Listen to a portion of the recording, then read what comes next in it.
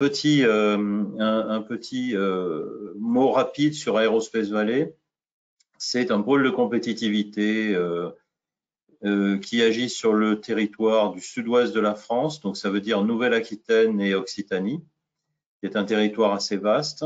C'est un pôle qui est absolument à vocation aéronautique, spatiale et drone, donc c'est notre mission. Et ce pôle comprend environ 830 adhérents.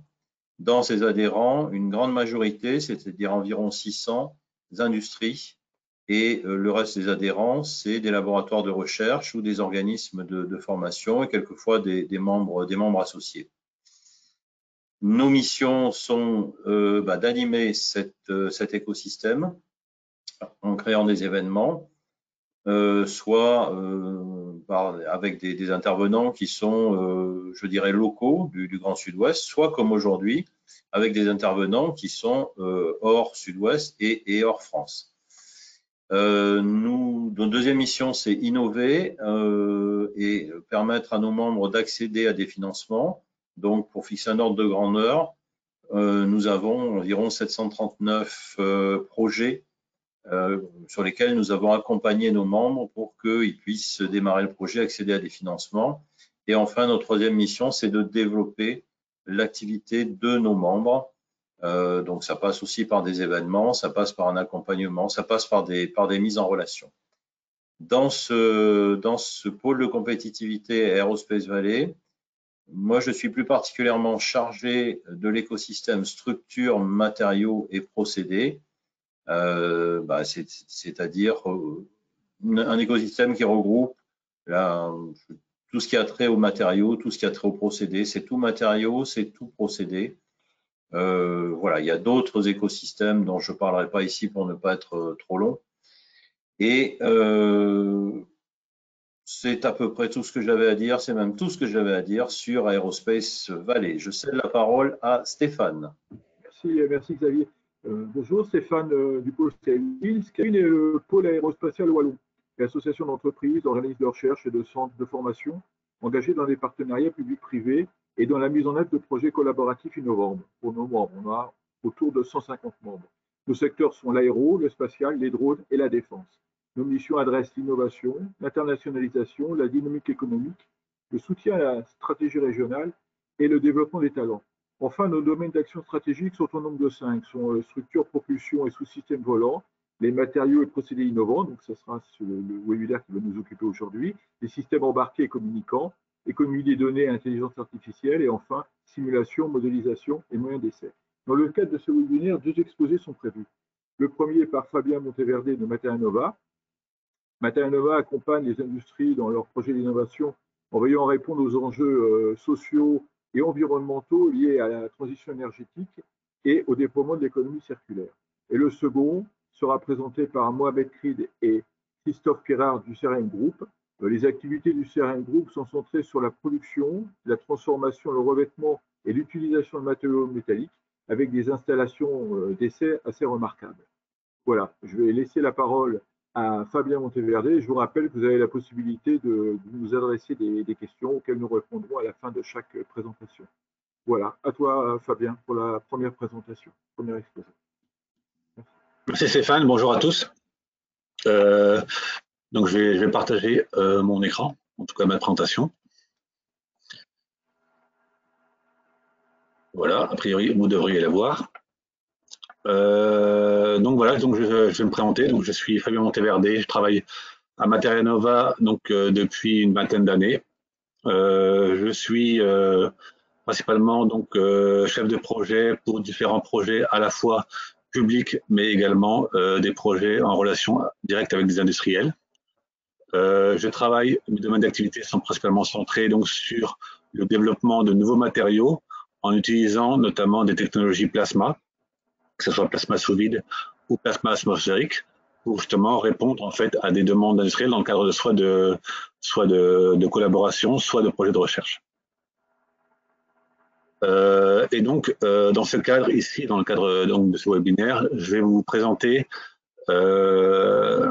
donc une technologie qu'on utilise à Materia Nova pour justement améliorer les propriétés de surface des matériaux. C'est une technologie un peu particulière puisque en fait c'est une technologie qui va permettre de modifier la surface du matériau sans apport de matière. Au niveau donc de l'outline de cette présentation, donc je vais d'abord présenter en quelques mots Materia Nova. Ensuite, je prendrai donc justement la technologie plasma qu'on utilise pour modifier la structure et la surface de matériaux, donc l'implantation par faisceau d'ion. En troisième partie, je montrerai rapidement les différents équipements dont on dispose à l'échelle laboratoire, mais également aussi à l'échelle semi-industrielle, où nous avons donc des partenariats avec notamment la société Ionix, qui permet justement de réaliser quelques upscaling, des développements qui sont réalisés à Materia Nova. Et je terminerai dans la dernière partie en vous montrant quelques applications qu'on a développées à la fois sur l'amélioration des propriétés de métaux et également de polymères. Donc Materia Nova, qu'est-ce que c'est? Materia Nova, en fait, c'est un centre de recherche indépendant qui est un acteur majeur en fait dans des appels à projets publics, mais qui a aussi pour vocation de donner en fait un coup d'accélérateur au développement de différents matériaux, mais aussi de différents procédés, en accompagnant notamment les industriels de la phase de conception, de l'idée de départ, jusqu'à l'industrialisation. Notamment grâce à notre lien en fait historique, non seulement historique, mais également de proximité avec l'université de Mons, on est capable en fait d'assurer une bonne adéquation entre la recherche fondamentale, donc en amont, jusqu'à assurer en fait et aider, accompagner en fait les industriels dans l'optimisation et le transfert en fait de cette recherche vers le tissu économique. Notamment à l'aide, on est également en fait capable d'accélérer en fait cette innovation en travaillant avec des partenaires comme Ionix indiqué ici, qui vont permettre de réaliser non seulement des prototypes, mais également des petites productions qui vont permettre notamment de valider en fait les concepts qui ont été développés à l'échelle laboratoire. Les principales activités de Materia Nova vont concerner la mise au point, principalement la mise au point en fait de nouveaux matériaux innovants et durables qui vont répondre en fait au cahier des charges des demandes industrielles, mais également donc dans le cadre de collaboration B2B, mais également dans le cadre de projets de recherche à plus longue échéance. Materia Nova, comme je disais, Materia Nova ne se cantonne pas uniquement à développer des nouveaux matériaux, mais elle développe également des nouveaux procédés qui peuvent répondre également à des problèmes industriels. Les différents domaines d'activité sont résumés sur ce slide. Donc, premièrement, les surfaces multifonctionnelles qui vont principalement consister à modifier la structure des matériaux à l'aide de différentes technologies. Ici, je vais principalement parler des technologies voie sèche, notamment les technologies plasma, mais on utilise également des technologies voie humide comme les sols gel pour venir modifier les propriétés des matériaux. Il y a d'autres domaines d'activité dans lesquels Materia Nova est actif. Je ne vais pas rentrer dans les détails, mais on travaille sur les polymères et composites, sur les organismes vivants appliqués en fait à la modification des matériaux. Nous avons également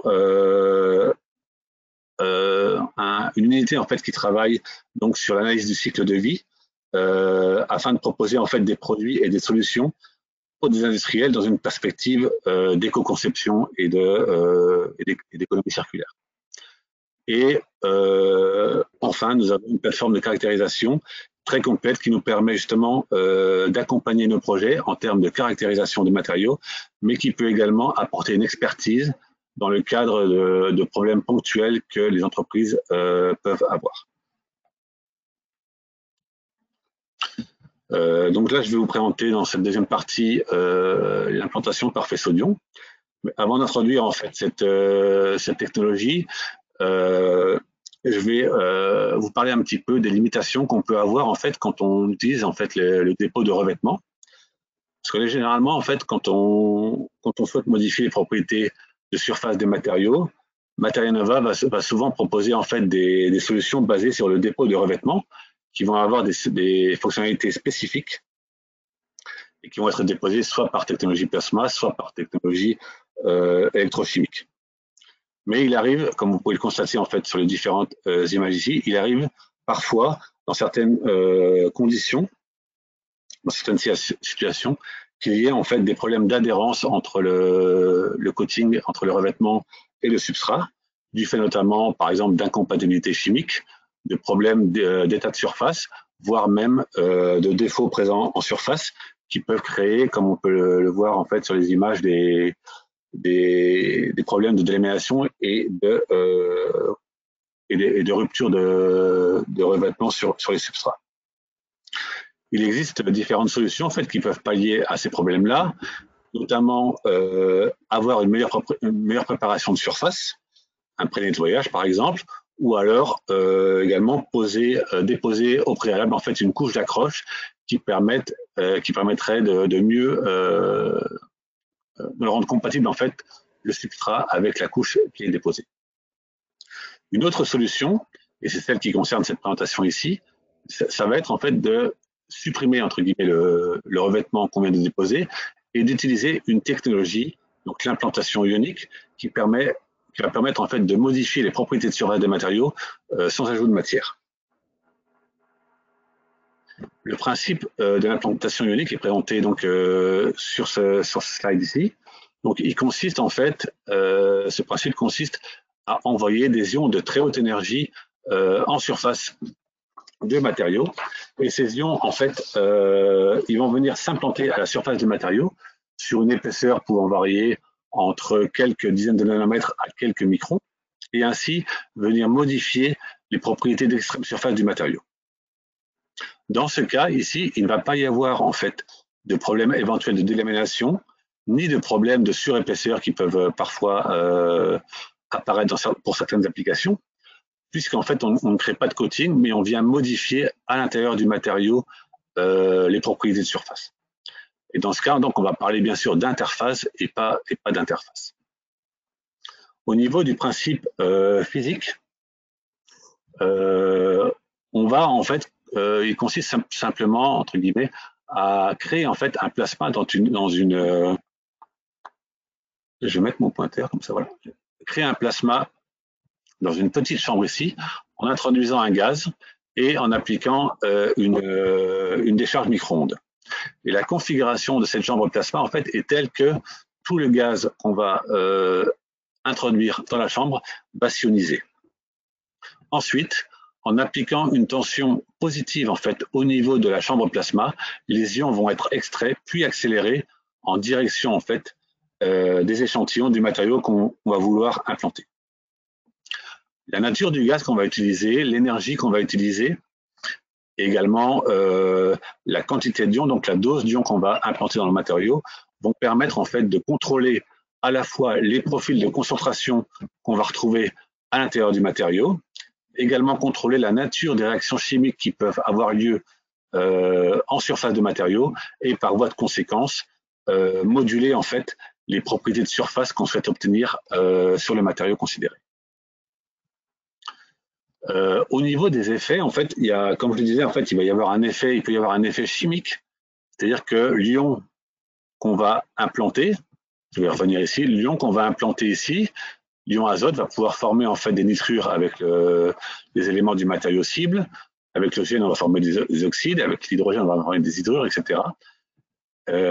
Mais il va également y avoir en fait un effet mécanique, puisque en fait les ions vont être considérés comme des petits marteaux en fait qui vont venir modifier structurellement la surface, enfin l'extrême surface et un petit peu à l'intérieur du matériau pour venir créer des dislocations, faire des précipitations, modifier un petit peu la structure cristallographique du matériau, réduire en fait les tailles de grains, voire aller jusqu'à l'amorphisation du matériau, ce qui va avoir pour conséquence en fait d'améliorer les propriétés mécaniques du matériau. Au niveau des différents équipements en fait dont on dispose à Materia Nova, donc nous avons des équipements à l'échelle laboratoire, comme vous pouvez constater en fait sur la droite, qui vont nous permettre donc de traiter des surfaces à la fois de forme variable, également de forme variable. Par exemple, on sait traiter du plat, donc cette machine ici à gauche permet de traiter des échantillons plats qui ont des tailles de 40 par 40 cm maximum.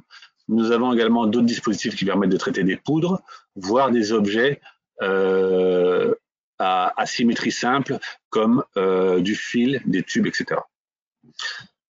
Et pour en fait l'upscaling industriel, avec la collaboration donc, de la société Ionix, Surface Technologies, nous avons également des machines à plus grande échelle qui permettent de faire à la fois des petites productions. Donc la machine du haut ici permet notamment de traiter des productions sur des surfaces maximum de 1,5 par 1,5 mètres en plat. Et la machine du bas ici, c'est une machine roll-to-roll qui permet de traiter en fait des bandes de films métalliques, polymères, etc. Je vais vous présenter maintenant donc quelques applications sur lesquelles on a travaillé ici d'abord sur les métaux. Donc je vais vous présenter en fait 3 exemples qui ont été développés à Materianova sur différents types de métaux. Donc le premier exemple ici concerne en fait le durcissement, l'amélioration des propriétés mécaniques d'acier, de différents types d'acier, en utilisant donc de l'implantation d'azote. Comme vous pouvez le constater en fait sur le graphique à gauche, après implantation donc en vert, on arrive à fortement augmenter la dureté de surface. Donc ce sont des mesures de nanodureté sur deux types d'acier différents.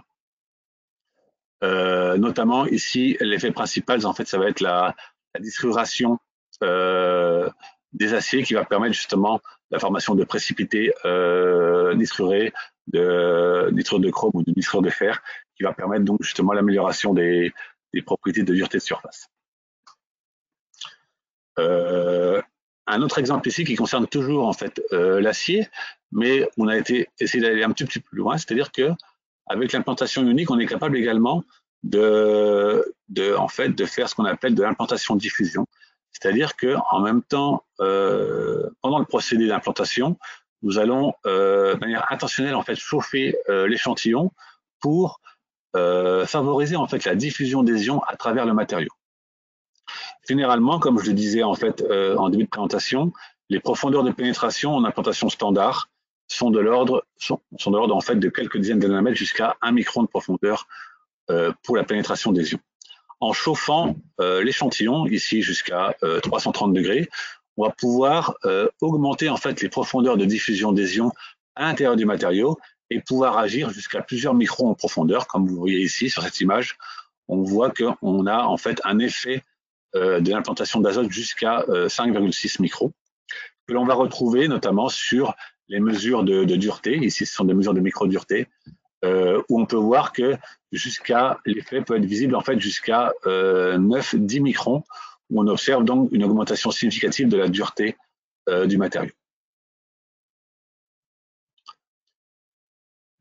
Un autre exemple ici, en fait, concerne ici des alliages en fait aéronautiques TiA6V, où on a fait également de l'implantation d'azote, où on voit en fait non seulement une augmentation en fait de la dureté de surface, on peut le voir ici sur ce graphique ici, mais également une amélioration en fait de la résistance à l'usure, donc avec des tests normalement sur la droite d'illustration qui montrent qu'après implantation, on arrive à fortement limiter l'usure d'échantillons TiA6V après implantation d'azote, notamment de la même manière que pour l'acier, avec la formation de nitrure en surface, nitrure de TiN notamment, en surface d'alliage. Également sur le TiA6V, nous avons dans ce cas ici en fait fait de l'implantation de carbone. Et dans ce cas en fait, on va également améliorer les propriétés mécaniques. On va légèrement en fait améliorer en fait la dureté du matériau avec la dose croissante. Donc ici en échelle des abscisses, c'est la dose d'ions qu'on va implanter dans le matériau.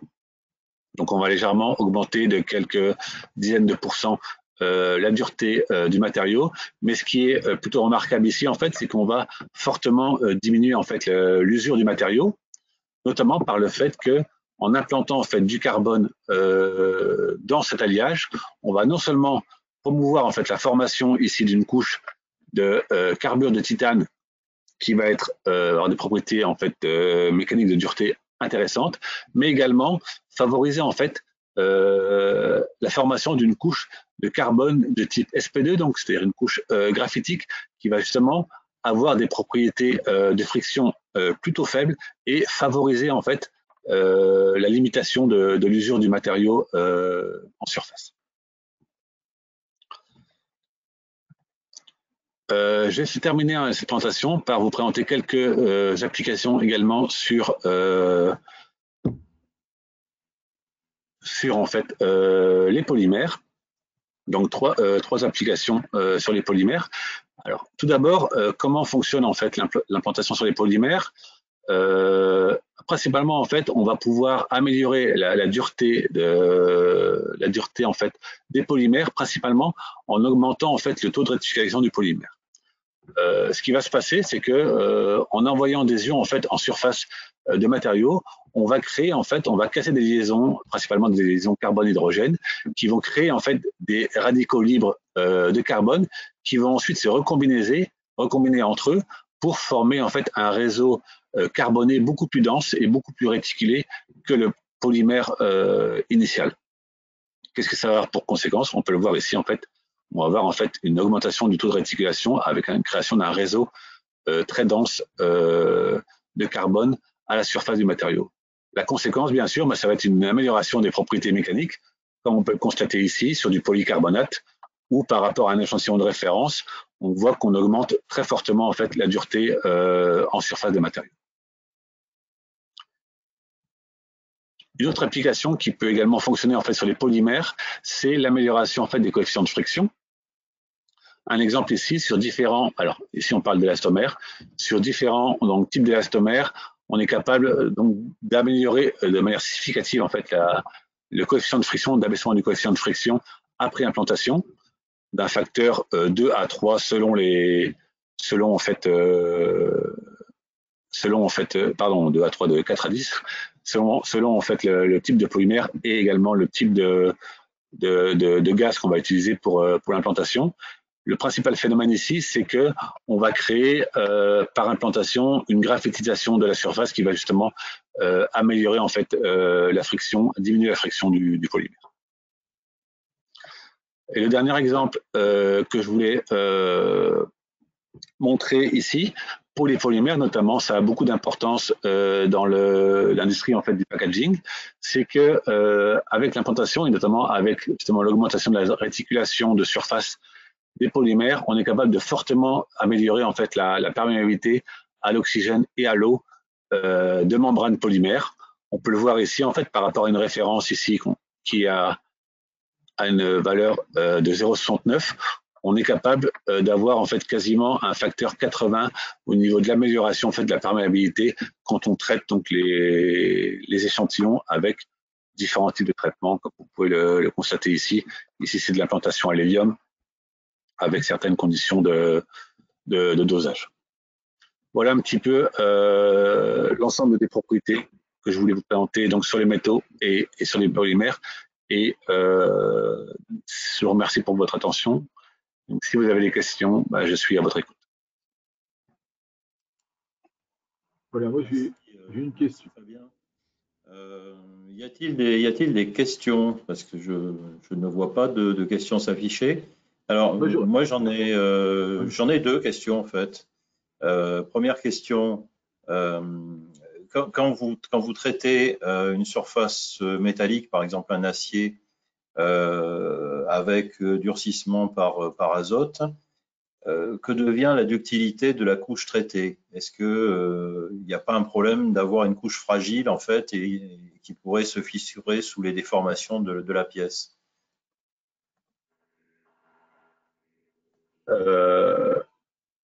Oui, alors je ne suis pas spécialiste en mécanique des aciers. Mais je sais que oui, effectivement, on a de la formation de nitrure de fer, des nitrures de chrome, qui peut également possiblement modifier la ductilité. D'accord. Je vois une question qui s'affiche là, je vais la retranscrire. Est-ce que l'impact sur la tenue en corrosion des métaux a été évalué? Et l'idée est de regarder la corrosion intercristalline sur les alliages d'aluminium, par exemple. Est-ce que vous avez fait des traitements sur alliage d'alu? On a travaillé pas mal sur la corrosion des aciers ou sur la résistance à la corrosion des aciers, en fait, où on a effectivement amélioré donc la résistance à la corrosion. C'est des choses que je n'ai pas présentées ici, je me suis focalisé principalement sur les propriétés mécaniques. Sur l'aluminium, on n'a pas tellement travaillé dessus. Mais sur l'acier, oui, on arrive également à l'acier, également d'autres métaux comme l'or. On arrive à modifier, donc à améliorer les propriétés d'anticorrosion. D'accord. Alors, si je peux me faire l'interprète de la question, et si c'est à côté, il ne faudra pas hésiter à le dire. On entend très mal, en fait. Oui, vous m'entendez mieux? Oui. Bon, si je peux me faire l'interprète de la question, c'est vraiment de la corrosion intercristalline des aluminiums, c'est-à-dire que comme on va venir implanter des choses, enfin des éléments qui vont modifier le réseau cristallin et qui auront certainement une réaction vis-à-vis des autres atomes du cristal, il peut être à craindre qu'on ait une corrosion intercristalline qui soit plus développée ou que le matériau soit plus sensible à la corrosion intercristalline. C'est quelque chose d'assez particulier sur les aluminiums, ça. Donc là-dessus, vous n'avez pas d'expérience. Non, là vous parlez d'alliage aluminium en fait. Alliage aluminium, oui, tout à fait. Tout à fait. Bon, un alliage alu-cuivre ou alu-magnésium zinc, cuivre, enfin bon, ce genre de choses qu'on aime bien dans l'aéronautique. On a peu travaillé au niveau des corrosions de ce type d'alliage. D'accord.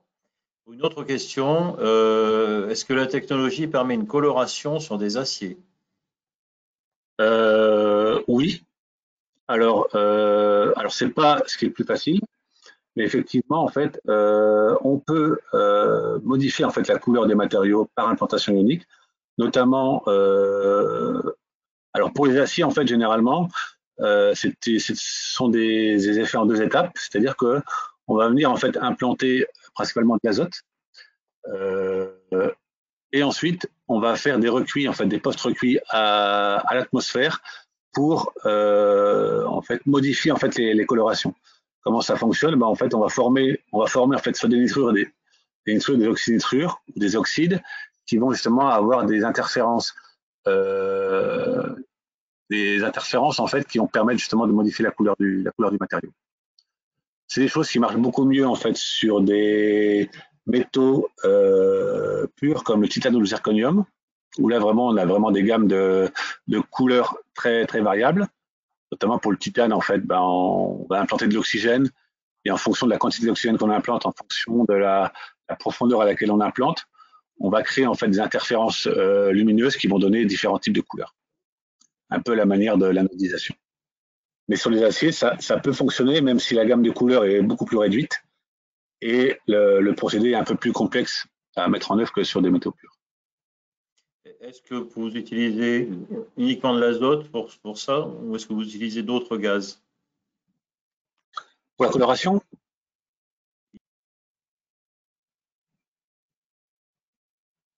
Pour la coloration, si c'est pour la coloration, oui, on peut utiliser d'autres gaz, mais généralement c'est azote et oxygène qui donnent les meilleurs résultats sur les matériaux dont je viens de parler. D'accord. Bon, moi j'aurais encore une question, ce serait le temps de traitement d'une surface, par exemple. Est-ce qu'il faut laisser la pièce pendant 3 jours dans la machine ou est-ce que c'est plus rapide que ça, quoi? Alors, bien sûr, tout dépend de la dose, la quantité qu'on veut implanter et de la surface. Et après, c'est difficile à donner, on va pas laisser 3 jours. Alors là, en fait, typiquement, les faisceaux d'ion, ils ont une taille ils ont un diamètre de 10 cm, de diamètre.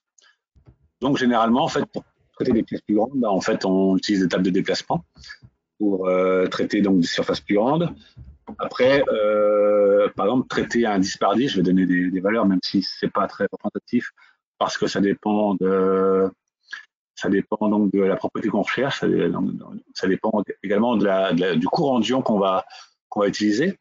Mais traiter un échantillon de 10 par 10, ça peut aller de quelques minutes à quelques dizaines de minutes. Voilà, en gros, mais je vous dis, c'est très variable. Par exemple, les polymères, avec les polymères, en fait, on va avoir des modifications des propriétés de surface très très rapidement à très faible dose, alors que pour des aciers ou pour des métaux, généralement, on va devoir utiliser des doses un peu plus élevées et donc des traitements un peu plus longs. D'accord. Oui, donc maintenant, ça reste dans... On a des dispositifs, en fait, notamment les dispositifs industriels, où ce sont des implanteurs multitêtes. Donc, on va avoir plusieurs têtes d'implantation disposées en quinconce qui vont permettre de traiter des plus grandes surfaces et donc du coup d'être beaucoup plus efficace en termes de productivité.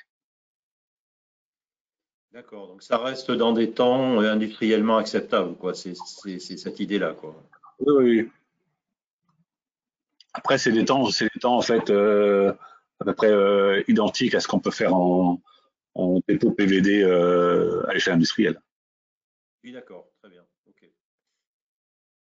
Très bien, je vois plus d'autres questions s'afficher, donc encore peut-être un petit peu de temps pour les gens qui n'ont plus de temps du tout, pour les gens qui ont des regrets, tant pis. Alors bon, après, vous pouvez toujours passer votre question, on reviendra en fin de webinaire, hein, si jamais il y a quelque chose. Je propose de passer à la présentation suivante et de remercier Fabien pour son intervention. Bonjour à tous. Je m'appelle Christophe Pierrat. Je travaille au CRM Group depuis 3 ans maintenant. Je suis chimiste de formation et actuellement responsable du laboratoire de chimie dans le service de caractérisation des matériaux. Ici, ce qu'on va vous présenter, c'est des études de cas avec des partenaires de l'aéronautique dans le cadre de l'optimisation de procédés de décapage, rinçage et des solutions qu'on pourrait proposer pour faire de la filtration des bains d'acide pour récupérer un maximum d'acide et se séparer du titane. Donc ici, un slide de présentation du CRM Group. Donc c'est un centre de recherche indépendant qui a été fondé en 1948 à la sortie de la Deuxième Guerre mondiale. Les objectifs du CRM Group, c'est de s'orienter vers une approche produit-process et les applications de nos partenaires. On a des possibilités de faire des études au niveau laboratoire. Nous sommes aussi équipés de lignes pilotes et on accompagne nos partenaires au niveau de l'industrialisation des procédés. Nous avons une approche multisecteur parce que donc à l'origine, le centre de recherche métallurgique est un centre dédié à l'acier, mais depuis déjà quelques années, nous avons élargi notre horizon et notamment vers le secteur de l'aéronautique. Le CRM Group compte 270 chercheurs en son sein, un budget de l'ordre de 40 millions annuels. Plus de 10% de ce budget est alloué aux investissements dans les lignes pilotes ou dans de nouveaux équipements. Comme vous pouvez le voir en bas sur ce slide, nous avons 7 implantations différentes, principalement à Liège en région wallonne, mais également à Gand en région flamande. Alors, la partie sur le décapage. Donc ici, bon, ben voilà, les étapes de décapage, particulièrement sur les surfaces de titane, ont pour but d'essayer de faire oublier tous les traitements thermomécaniques que la pièce a connus précédemment. Il est généralement fait avec un mélange d'acide fluorhydrique et d'acide nitrique. les réactions chimiques qui se passent. Donc, c'est le titane qui réagit avec l'acide nitrique, l'acide fluorhydrique, pour former au final l'acide hexafluorotitanique qu'on retrouve en solution. Donc, le décapage du titane se fait avec des acides forts. Nous avons des formations de fluorure qui stabilisent les produits de réaction et donc facilitent le décapage. Et de ce fait, la quantité de titane augmente dans le bain avec le temps. Les étapes, par exemple ici du rinçage, donc les flèches du haut montrent le chemin que vont parcourir les pièces dans un système entre guillemets idéal de décapage-rinçage, et les flèches du bas montrent le parcours de l'eau lorsqu'on souhaite faire un rinçage en cascade inverse pour essayer d'avoir un contrôle de la propreté de la pièce à la fin. Donc l'idée, c'est que la pièce sort du bain de décapage dans lequel il y a du titane dissous. Une partie du titane dissous est transférée dans le premier bain, dans le deuxième, et normalement, à la fin du processus, dans le troisième bain, nous avons de l'eau très propre pour terminer le rinçage. Et la cascade inverse, c'est qu'on alimente cette cuve d'eau propre, donc avec une faible conductivité, et nous avons un débit de transvasement dans les deux autres cuves de rinçage qui vont permettre de diluer les pollutions. Une étape qu'il ne faut absolument pas négliger lorsqu'on fait du décapage et du rinçage, c'est l'étape de séchage, car on peut se retrouver avec des formations de produits non désirés lorsque la pièce sèche. Le cas que je vais vous présenter, c'est un partenaire de l'aéronautique qui avait des soucis de taches bleues sur ces pièces de titane, du TA6V, après décapage, rinçage et séchage. Donc au niveau du CRM, nous avons appliqué une série d'étapes qui permettent d'identifier en première étape le problème, le phénomène qui est rencontré par notre partenaire. Dans ce cas-ci, la tache bleue, nous avons appliqué des techniques d'analyse de surface, de l'XPS dans ce cas-ci, pour déterminer qu'il s'agissait d'une fine couche de TiO2 à la surface qui était de l'ordre de 50 nanomètres d'épaisseur. Ensuite, nous avons été sur site chez notre partenaire pour faire une analyse du phénomène, voir où il apparaît, et il s'est avéré qu'il apparaissait après le rinçage de la pièce. En troisième étape, nous avons fait une caractérisation des bains de notre partenaire en laboratoire. Donc, pour ce qui est du décapage, nous avons dosé le mix d'acide et le titane dissous. Et dans les différents rinçages, donc chez notre partenaire, il y avait un rinçage et ensuite un rinçage final qui n'était point connecté entre les deux. Donc, dans le rinçage, on a fait des mesures de pH, les acides qui étaient toujours dans le bain après le transfert des pièces, le titane résiduel, ainsi que des mesures de la conductivité. Donc, dans le rinçage final, on a dosé les pollutions qui restaient dans l'eau, ainsi que la conductivité qui est d'une échelle, comme vous le voyez, beaucoup moindre, on est en microsiemens centimètres, alors que dans le bain de rinçage numéro 1, on était en millisiemens centimètres. Ensuite, l'étape suivante, c'est que nous avons donc fait du monitoring sur site. Donc, on a équipé les bains de notre partenaire avec des sondes pH, des sondes conductivité. Et ensuite, nous avons connecté le bain de rinçage final et le bain de rinçage et déterminé finalement le débit d'eau qui était nécessaire pour garder donc une eau très propre sur le rinçage final et diluer les polluants qui étaient dans le bain de rinçage. Alors, dans ce cas-ci, en regardant le diagramme de Pourbet qui présente en abscisse une échelle de pH et en ordonnée une échelle de potentiel, les autres parties du diagramme montrent les phases stables du titane donc en solution aqueuse. Dans notre cas du décapage, on se trouve à un pH assez faible avec des espèces titane en solution. Et donc, en exploitant les équations données dans le diagramme de Pourbet, on a pu déterminer la quantité de titane maximum admissible dans le bain de rinçage pour éviter que la couche de TiO2 ne se dépose. Et donc, on a proposé à notre partenaire de travailler dans les fourchettes de pH, donc soit en dessous de 1, donc pour un bain de rinçage, et de l'ordre de 2,5. Et d'après les calculs, on pouvait se permettre une quantité de titane de 48 grammes par litre si on travaillait à un pH inférieur à 1, mais par contre, tout de suite, une quantité beaucoup plus faible de 48 microgrammes litre si on travaillait à un pH de 2,5. Donc globalement, ce qui a été choisi avec notre partenaire, c'est de travailler à un pH de l'ordre de 2 pour le rinçage, et donc on pouvait se permettre une quantité de titane de 4,8 mg par litre dans le bain. Il s'avère que ça, ce sont des calculs théoriques basés sur les équations données par les diagrammes de Pourbet, et qu'en réalité, il y a d'autres phénomènes qui se passent dans les bains qui a permis à notre partenaire de monter un peu plus haut en titane résiduel avant d'avoir l'apparition de cette trace bleue.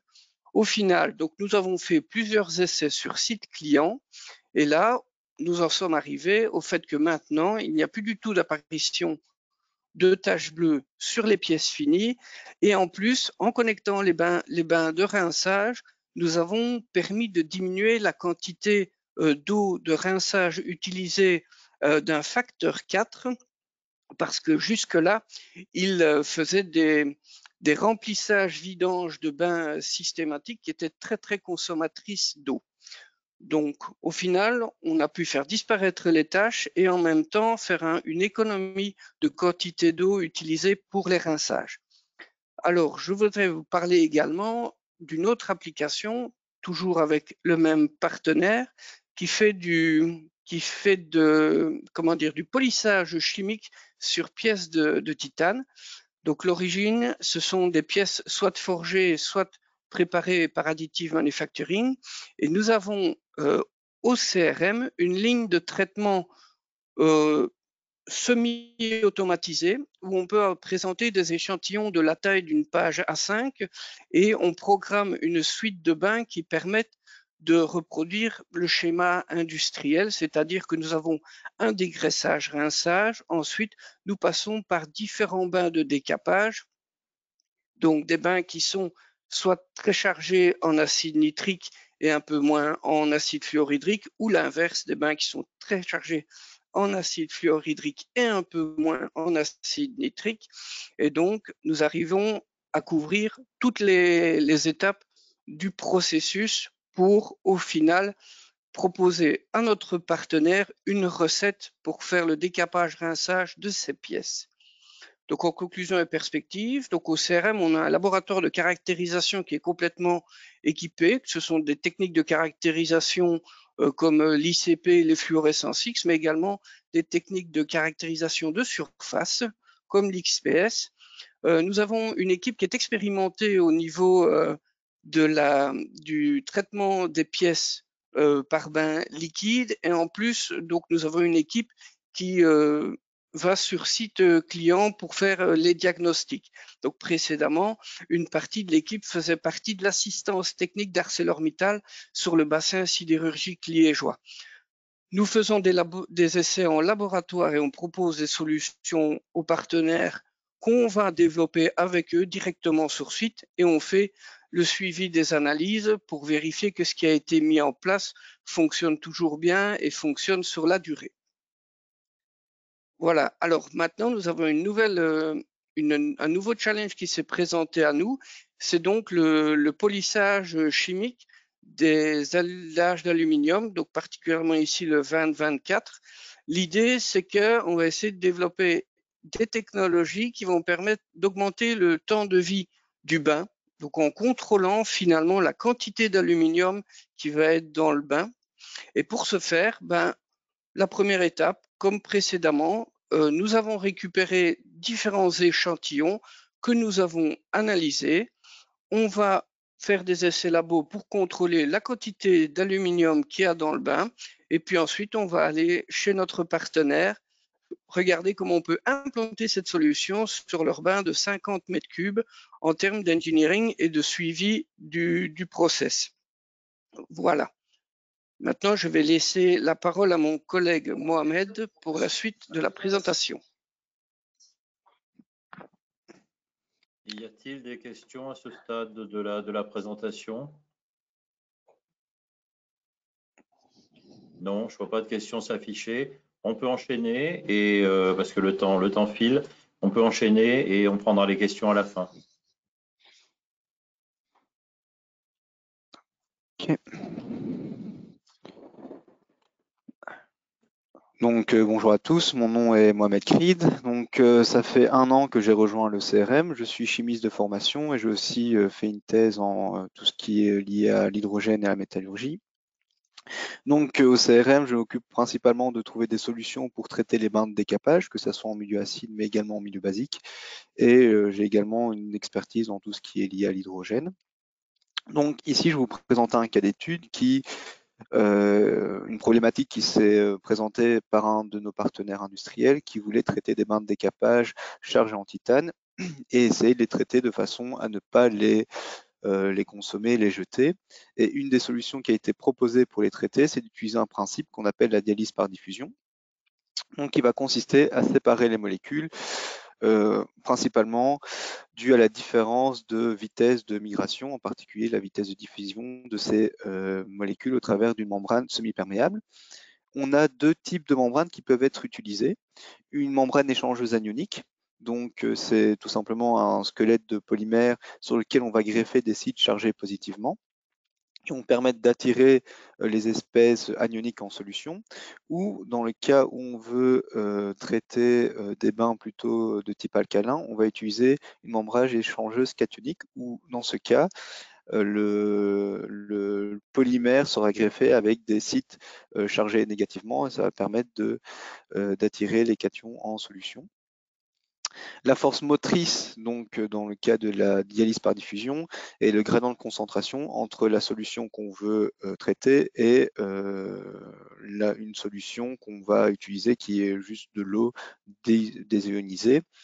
Et donc c'est cette force motrice qui va permettre aux espèces de traverser la membrane. Donc ici, c'est par exemple un schéma de principe de dialyse par diffusion où on va avoir notre bain chargé en acide et en métal qu'on va injecter. Ici, nous avons dans ce cas-ci, nous avons une membrane échangeuse anionique avec des sites chargés positivement. Ce qui va se passer, c'est dû à cette différence de gradient de concentration entre le milieu qui sera chargé et l'autre compartiment de notre cellule qui sera alimentée en eau. On va voir une diffusion des espèces au travers de la membrane. Les espèces cationiques, en particulier, ça peut être le titane ou d'autres cations métalliques, seront repoussées par interaction électrostatique avec la membrane. Et les ions H+, en raison de leur petite taille, vont traverser cette membrane. Et du coup, on va récupérer une solution qui sera déchargée en cation métallique et enrichi en acide, tandis qu'on va récupérer également une solution qui sera enrichie en cation métallique, mais appauvrie en acide. Dans le cas de notre partenariat avec une des entreprises avec lesquelles on travaille, on a traité des bains chargés en titane, et ici, si on prend le principe de la dialyse, nous avons notre membrane AEM. Nous injectons le bain de décapage qui est déjà bien utilisé, chargé en titane. Le TI4+ va être rejeté par la membrane. Les H3O+ vont traverser la membrane échangeuse d'anions.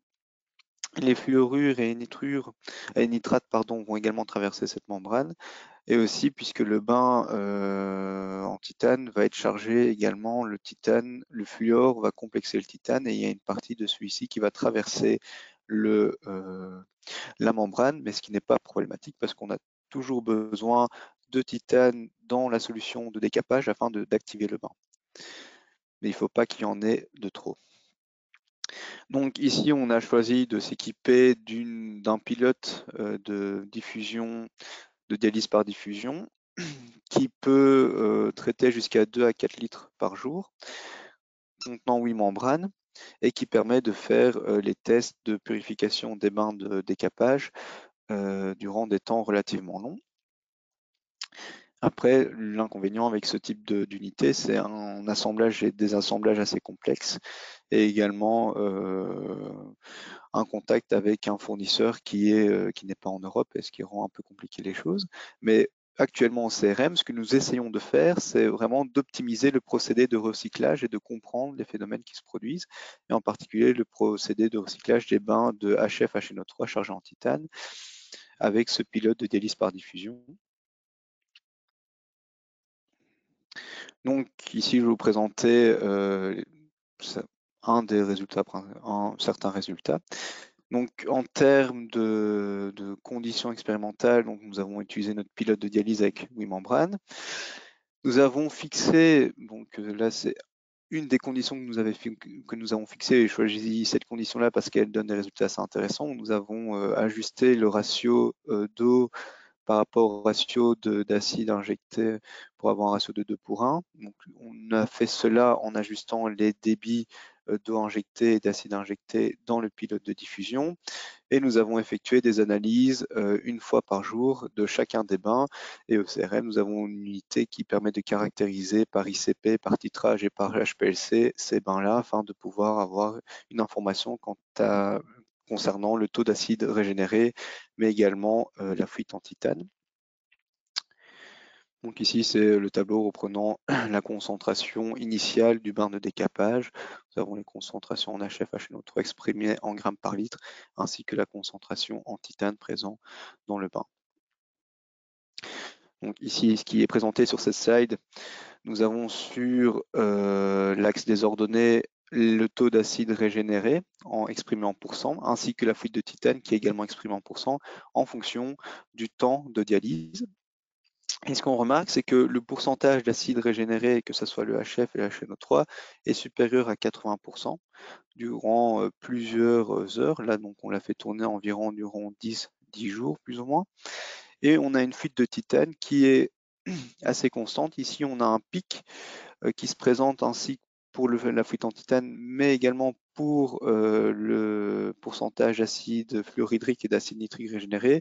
Cela est dû au fait qu'on a, au cours de la manip, réduit le débit pour des raisons pratiques, et ce qui a fait que on a augmenté le transfert entre le bain de décapage et l'eau, et ce qui a permis aux espèces de passer de manière plus efficace au travers de la membrane. Donc, cette technique présente l'avantage de régénérer une grosse partie de l'acide avec un taux constant d'acide régénéré, mais également une fuite en titane qui est assez constante, ce qui est très intéressant pour traiter les bains de décapage, car on veut maintenir la concentration en métal dissous relativement constante, ainsi que le taux d'acide régénéré. On a pu faire ces essais durant une période de plusieurs jours. Donc, on voit qu'après 200 heures, on a toujours un taux de régénération et une fuite en titane assez constante. Nous nous occupons actuellement d'optimiser les paramètres pour obtenir les paramètres de débit, les paramètres de ratio entre l'eau et l'acide, le nombre de membranes à utiliser pour optimiser le pourcentage d'acide régénéré et également un peu réduire le taux, la fuite en titane qu'on mesure. Et également, comme mon collègue Christophe l'a mentionné, nous allons également traiter les bains, des bains de décapage, par exemple, entre autres les bains de décapage pour l'aluminium 2024. Nous regardons également l'utilisation de cette technique de purification des bains pour traiter les bains de décapage en milieu alcalin également. Donc, merci pour votre attention. Merci pour cette présentation. Je ne vois pas de questions arriver à l'horizon. Peut-être Stéphane, tu auras des questions? Une question par rapport aux opérations de maintenance sur le dispositif montré dans la seconde étape, qui est des opérations de régénération au niveau de la membrane, de son fonctionnement, ou c'est quelque chose qui est enfin, voilà, c'est ça, je sais pas.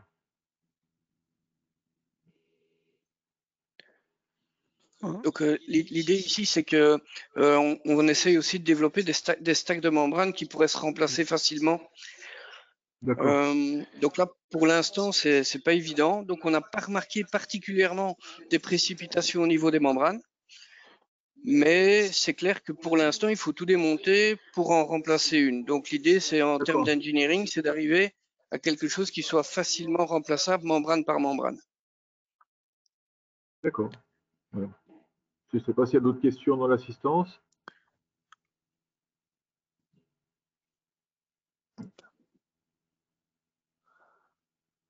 Le micro, ça serait mieux. Il y a une question, effectivement. Est-ce que cela serait applicable aux bains de décapage des aluminiums? Oui, ce type, en fait, ce qu'il faut utiliser alors, c'est changer les types de membrane. Donc, pour traiter les bains de décapage aluminium, c'est généralement des bains de décapage avec de la soude à très forte concentration. Donc, la dialyse par diffusion s'y prête vraiment très bien puisque nous avons traité un bain fort concentré. Il suffit juste de changer la membrane par des membranes échangeuses de cations. D'accord, effectivement, c'est des sulfonitrés qu'on utilise d'habitude. Je vois la question précédente concernait la durée de vie de la membrane, mais ça a été un petit peu répondu déjà. Pour la durée de la vie de la membrane, on n'a pas encore assez de recul, puisque bon, en particulier, on voyait que le taux de régénération en acide était assez constant sur une période de plusieurs jours. On l'a pas fait tourner durant plusieurs mois, donc c'est encore une inconnue. Mais une manière de pouvoir évaluer l'efficacité du stack, si tous les paramètres sont bien contrôlés, ça va dépendre principalement de la durée de vie de la membrane. Et du coup, si on observe une décroissance du taux de régénération de la fuite en titane, ça serait généralement lié à une membrane qui se serait dégradée. Mais en particulier, nous, on a fait plusieurs runs de plusieurs jours sur la cellule et on n'avait aucun souci. Donc, il faut voir encore un peu de recul pour avoir une vue sur si on fait tourner la dialyse durant plusieurs mois d'affilée. Ça, on n'a pas encore effectué. D'accord. Une autre question. Considérant que H2TIF6 passe, est-ce que le bain s'enrichit en TIF4?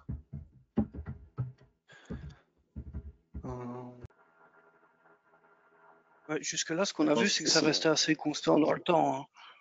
Ouais, ça reste assez constant, mais on n'a pas discerné les espèces H2TIF6, TIF4, c'est très compliqué à faire. La question, c'est l'enrichissement TIF4 du bain. Voilà. Donc, a priori, non. Je dirais que non. Mais bon, c'est vrai qu'il faut voir sur les plus longues durées. Mais sur les temps qu'on a testés, on n'a pas pu remarquer ça. D'accord. Autre question, sur quel volume de bain vous avez testé votre solution? Pour le moment, on traitait des volumes de bain entre 2 et 4 litres, 2 et 4 litres par jour. C'est un pilote labo pour le moment. D'accord. Voilà. Et l'upscaling visé, c'est pour 6-7 mètres cubes de bain. D'accord, ok. Donc votre prochaine étape sera un test sur 6 à 7 mètres cubes en fait. C'est ça. Et l'idée, ce serait de traiter quelques centaines de litres de bain par jour. Et donc, en fait, on va optimiser les débits et le nombre de cellules de diffusion pour essayer de garder la fuite en titane constante. Donc, essayer de traiter la quantité qu'il faut de bain par jour pour essayer d'avoir la diminution significative de titane dès le départ et puis de garder le titane constant sur la durée. D'accord. Parfait, je ne vois pas d'autres questions s'afficher.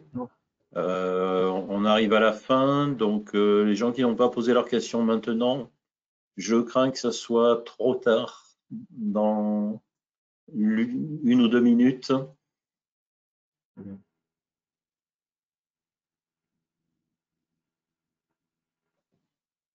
Non, il semblerait que nous n'ayons plus de questions.